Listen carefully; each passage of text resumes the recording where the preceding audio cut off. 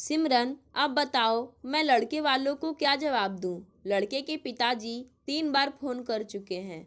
उन्हें तुम पसंद आ गई हो। लड़का संजय भी तुमसे शादी करने के लिए तैयार है। वे हमारे लायक है और दहेज में भी कुछ नहीं मांग रहे हैं। अब हम सब तुम्हारी हाँ सुनने के लिए बेचैनी से इंतजार कर रहे हैं। तुम्हारी क्या राय है? माँ ने चाय का प्याला मेरे पास रखते हुए पूछा। मैं बिना कुछ बोले चाय पीने लगी। माँ मेरे जवाब के इंतजार में मेरी ओर देखती रही। सच कहूँ तो मैंने इस बारे में अब तक कुछ सोचा ही नहीं था। माँ, अगर आप सोच रहे हैं कि मैं कोई 21-22 साल की युवती हूँ तो आप गलत फहमी में हैं। मेरी उम्र अब 33 साल है और जो मुझसे ब्याह करना चाहते हैं उनकी 40 साल है। और अगर आप मन ही मन सोच रहे हैं कि यह शादी करने की उम्र थोड़ी है तो आपसे मैं कोई शिकायत नहीं करूँगी, क्योंकि मेरे मन में भी यह सवाल उठ चुका है और इसका जवाब मुझे भी अब तक नहीं मिला। इसलिए मैं चुपचाप चाय पी रही हूँ। सभी को अपनी अपनी ज़िंदगी से कुछ उम्मीदें ज़रूर होती है। इस बात को कोई नकार नहीं सकता। हर चीज़ को पाने के लिए सही वक्त तो होता ही है। जैसे पढ़ाई के लिए सही समय होता है, उसी तरह शादी करने के लिए भी सही समय होता है। मेरे ख्याल से लड़कियों को 20 और 25 साल की उम्र के बीच शादी कर लेना चाहिए। तभी तो वे अपनी शादीशुदा ज़िंदगी का पूरा आनंद उठा सकेंगी। प्यार, मोहब्बत आदि जज्बातों के लिए यही सही उम्र है। इस उम्र में दिमाग कम और दिल ज़्यादा काम करता है और फिर प्यार को अनुभव करने के लिए दिमाग से ज़्यादा दिल की ही ज़रूरत होती है। लेकिन मेरी ज़िंदगी की परिस्थितियाँ कुछ ऐसी थी कि मेरे जीवन में 20 से 25 साल की उम्र संघर्षों से भरी थी। हम खानदानी रईस नहीं थे। शुक्र है कि मैं अपने माता पिता की इकलौती संतान थी। यदि एक से अधिक बच्चे होते तो हमारी ज़िंदगी और मुश्किल में पड़ जाती। मेरे पापा एक कंपनी में काम करते थे और माँ स्कूल अध्यापिका थी। दोनों की आमदनी को मिलाकर हमारे परिवार का गुजारा चल रहा था। एक विषय में मेरे माता पिता दोनों ही बड़े निश्चिंत थे कि मेरी पढ़ाई को किसी भी हाल में रोकना नहीं। मैं भी बड़ी लगन से पढ़ती रही, लेकिन हमारी और कुदरत की सोच का एक होना अनिवार्य नहीं है। इसीलिए मेरी ज़िंदगी में भी एक ऐसी घटना घटी जिससे ज़िंदगी से मेरा पूरा विश्वास ही उठ गया। एक दिन दफ्तर में दोपहर के समय मेरे पिताजी अचानक अपनी छाती पकड़े नीचे गिर गए। साथ काम करने वालों ने उन्हें अस्पताल में भर्ती कराकर मेरी माँ के स्कूल फ़ोन कर दिया।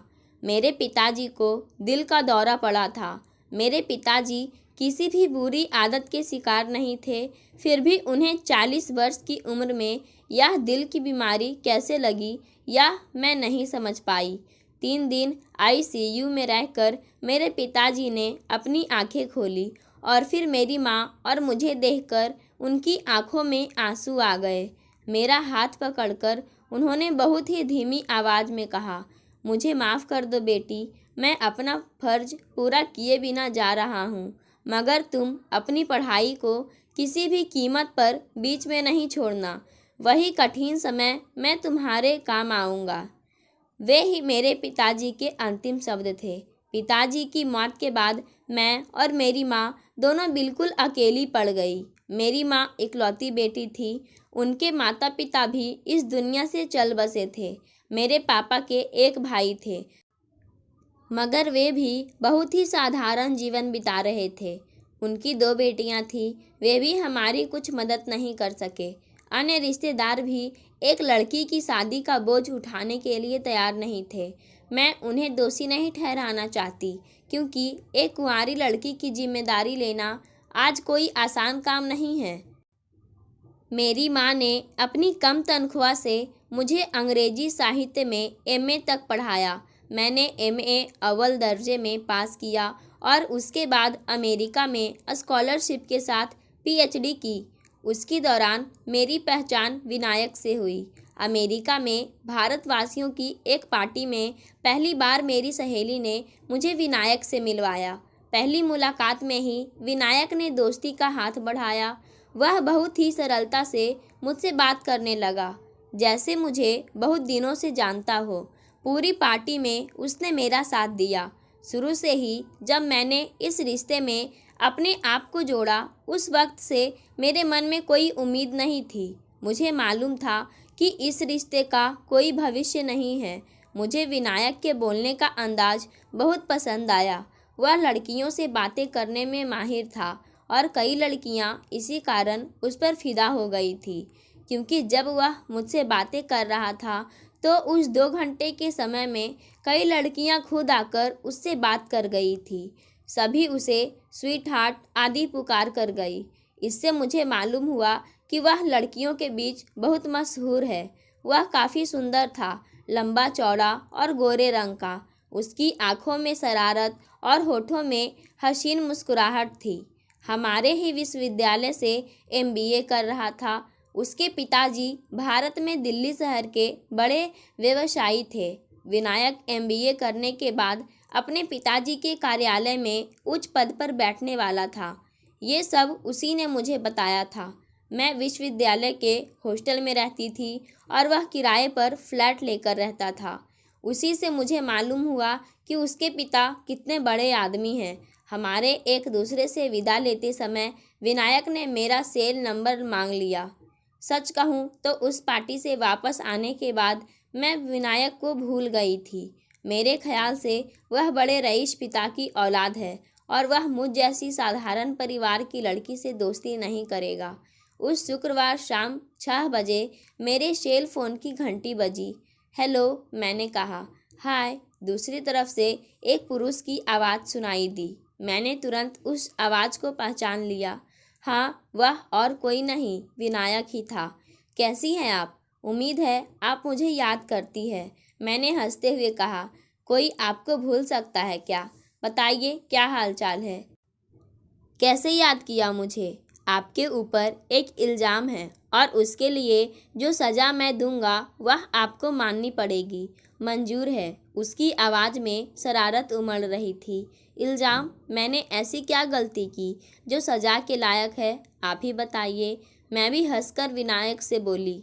विनायक ने कहा, पिछले 1 हफ्ते से ना मैं ठीक से खा पाया हूँ और ना ही सो पाया। मेरी आंखों के सामने सिर्फ आप ही का चेहरा दिखाई देता है। मेरी इस बेकरारी का कारण आप है, इसलिए आपको दोषी ठहराकर आपको सज़ा सुना रहा हूँ। सुनेंगी आप? हाँ बोलिए, क्या है सज़ा है मेरी?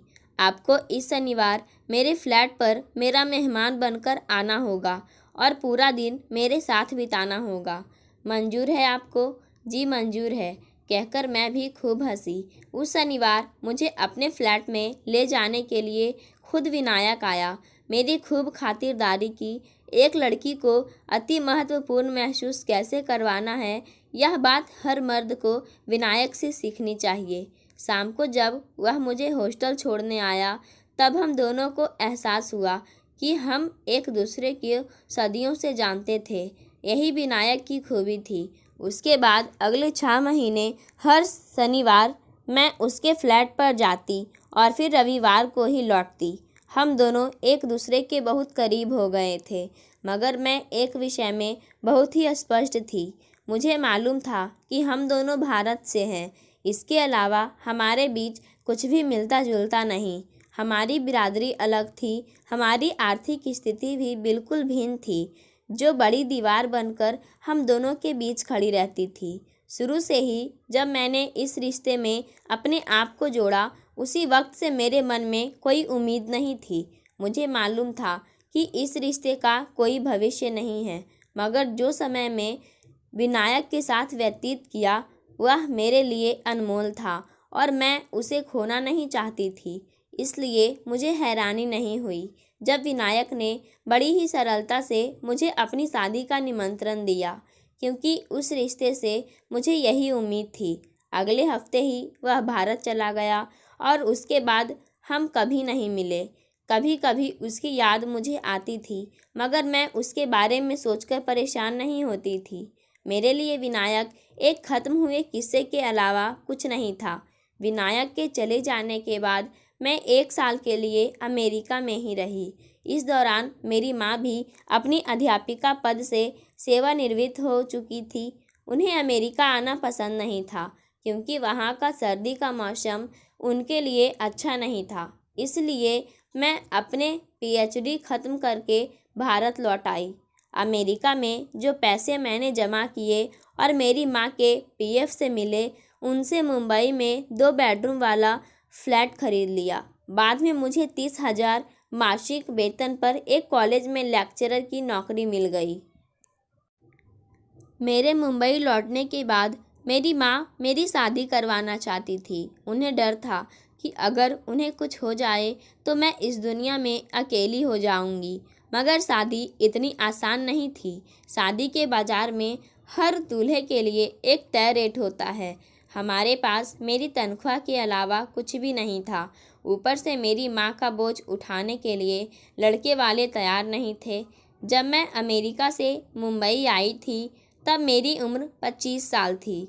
यही शादी के लिए सही उम्र थी। मैं भी एक सुंदर सा राजकुमार जो मेरा हाथ थामेगा, उसी के सपने देखती रही। सपने को हकीकत में बदलना संभव नहीं हुआ। दिन हफ्तों में और हफ्ते महीनों में और महीने सालों में बदलते हुए 3 साल निकल गए। मेरी ज़िंदगी में दोबारा एक आदमी का प्रवेश हुआ। उसका नाम ललित था। वह भी अंग्रेजी का लेक्चरर था, मगर उसने पीएचडी नहीं की थी, सिर्फ एमफिल किया था। पहली मुलाकात में ही मुझे मालूम हो गया कि वह भी मेरी तरह मध्यवर्गीय परिवार का है और उसकी एक माँ और बहन है। उसने कहा कि उसके पिता कई साल पहले इस दुनिया से जा चुके हैं और माँ और बहन दोनों की जिम्मेदारी उस पर है। पहले कुछ महीने हमारे बीच दोस्ती थी। हमारे कॉलेज के पास एक अच्छा कैफ़े था। हम दोनों रोज़ वहाँ कॉफ़ी पीने जाते। इसी दौरान एक दिन उसने मुझे अपने घर बुलाया। वह एक छोटे से फ्लैट में रहता था। उसकी माँ ने मेरी खूब खातिरदारी की और उसकी बहन जो कॉलेज में पढ़ती थी, वह भी मेरे से बड़ी इज्जत से पेश आई। इसी दौरान एक दिन ललित ने मुझसे कहा, सिमरन, क्या आप मेरे साथ कॉफ़ी पीने के लिए आएंगी? उसका इस तरह पूछना मुझे थोड़ा अजीब सा लगा, मगर फिर मैंने हंसकर पूछा, कोई ख़ास बात है जो मुझे कॉफ़ी पीने को बुला रहे हो? उसने मुस्कुराते हुए कहा, हाँ, बस ऐसे ही समझ लीजिए। शाम कॉलेज ख़त्म होने के बाद हम दोनों कॉफ़ी शॉप में गए और एक कोने में जाकर बैठ गए। मैंने उसके चेहरे को देखकर कहा, हाँ बोलो ललित, क्या बात करनी है मुझसे? ललित ने बिना किसी हिचकिचाहट से कहा, सिमरन, मैं बातों को घुमाना नहीं चाहता हूँ। मैं तुमसे प्यार करता हूँ। अगर तुम्हें भी मंजूर है तो मैं तुमसे शादी करना चाहता हूँ। यह सुनकर मुझे सच में झटका लगा। मुझे जरा सी भी अंदाज़ा नहीं था कि ललित इस तरह मुझसे पूछेगा। मैंने ललित के बारे में बहुत सोचा। मुझे तब तक मालूम हो चुका कि मेरे पास जो पैसे हैं वे मेरी शादी के लिए बहुत कम हैं और फिर मेरी माँ को भी अपनाने वाला दूल्हा मिलना लगभग नामुमकिन ही था। इस बारे में मेरे दिल ने नहीं, दिमाग ने निर्णय लिया और मैंने ललित को अपनी मंजूरी दे दी। उसके बाद हर हफ्ते हम रविवार को हमारे घर के सामने वाले पार्क में मिलते। इसी बीच एकाएक ललित 3 दिन की छुट्टी पर चला गया। ललित चौथे दिन कॉलेज आया। उसका चेहरा उतरा हुआ था। शाम को हम दोनों पार्क में जाकर बैठ गए। मुझे मालूम था कि ललित मुझसे कुछ कहना चाह रहा है, मगर कह नहीं पा रहा।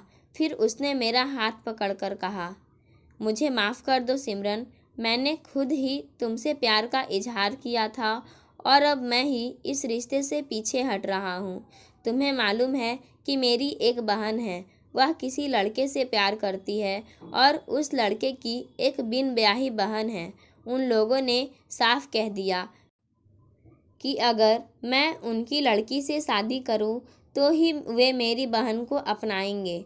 मेरे पास अब कोई रास्ता नहीं रहा। मैं 1 मिनट के लिए चुप रही, फिर कहा, फैसला ले ही लिया तो अब किस बात का डर। शादी मुबारक हो ललित। और फिर घर चली आई। 1 महीने में ललित और उसकी बहन की शादी धूमधाम से हो गई। अब ललित कॉलेज की नौकरी छोड़कर अपनी ससुराल की कंपनी में काम करने लगा। इधर संजय से मेरी शादी हुए 1 महीना हो गया है। मेरी ससुराल वालों ने मेरे पति को मेरे साथ मेरे फ्लैट में रहने की इजाज़त दे दी ताकि मेरी माँ को भी हमारा सहारा मिल सके। इस नई ज़िंदगी से मुझे कोई शिकायत नहीं। मेरे पति एक अच्छे इंसान हैं। मुझे किसी भी बात को लेकर वो परेशान नहीं करते हैं। मेरी बहुत इज्जत करते हैं। औरतों को पूरा सम्मान देते हैं। उनका यह स्वभाव मुझे बहुत अच्छा लगा। सिमरन, जल्दी से तैयार हो जाओ। हमारी शादी के बाद तुम पहली बार मेरे दफ्तर की पार्टी में चल रही हो। आज की पार्टी खास है क्योंकि हमारे मालिक के बेटे दिल्ली से मुंबई आ रहे हैं। तुम उन लोगों से भी मिलोगी। जब हम पार्टी में पहुंचे तो कई लोग आ चुके थे। मेरे पति ने मुझे सबसे मिलवाया। इतने में किसी ने कहा, चेयरमैन साहब आ गए। उन्हें देखकर एक क्षण के लिए मेरी सांस रुक गई। चेयरमैन कोई और नहीं, विनायक ही था। तभी सभी को नमस्कार करते हुए विनायक मुझे देखकर 1 मिनट के लिए चौंक गया। मेरे पति ने उसे कहा, मेरी बीवी है सर। विनायक ने हंसते हुए कहा, मुबारक हो। शादी कब हुई? मेरे पति उसके सवालों के जवाब देते रहे और फिर वह चला गया। कुछ देर बाद विनायक के पीए ने आकर कहा, मैडम, चेयरमैन साहब आपको बुला रहे हैं अकेले। मैंने चुपके से अपने पति को चेहरा देखा। पति ने भी सिर हिलाकर मुझे जाने का इशारा किया। विनायक एक बड़ी मेज के सामने बैठा था। मैं उसके सामने जाकर खड़ी हो गई। विनायक ने मुझे देखकर कहा, आओ सिमरन, प्लीज़ बैठो। मैं उसके सामने बैठ गई। विनायक ने कहा, मेरे पास ज़्यादा वक्त नहीं, मैं सीधे मुद्दे पर आ जाऊंगा। मैं हमारी पुरानी दोस्ती को फिर से शुरू करना चाहता हूँ, बिल्कुल पहले जैसे। मैं तुम्हारे पति का दिल्ली में तबादला कर दूंगा। अगर तुम चाहती हो तो तुम्हें दिल्ली के किसी कॉलेज में लेक्चरर की नौकरी दिला दूंगा। वह ऐसे बोलता रहा जैसे मैंने उसकी बात मान ली, मगर मैं उस वक्त कुछ नहीं कह सकी। चुपचाप लौटकर पति के सामने आकर बैठ गई, कुछ भी नहीं बोली। टैक्सी से लौटते समय भी कुछ नहीं पूछा उन्होंने। घर लौटने के बाद मेरे पति ने मुझसे कुछ भी नहीं पूछा, मगर मैंने उनसे सारी बातें कहने का फैसला कर लिया। पति ने मेरी सारी बातें चुपचाप सुनी। मैंने उनसे कुछ नहीं छिपाया। मेरे आंखों से आंसू आने लगे। मेरे पति ने मेरा हाथ पकड़कर कहा, सिमरन, तुमने कुछ गलत नहीं किया। हम सबके अतीत में कुछ न कुछ हुआ होगा।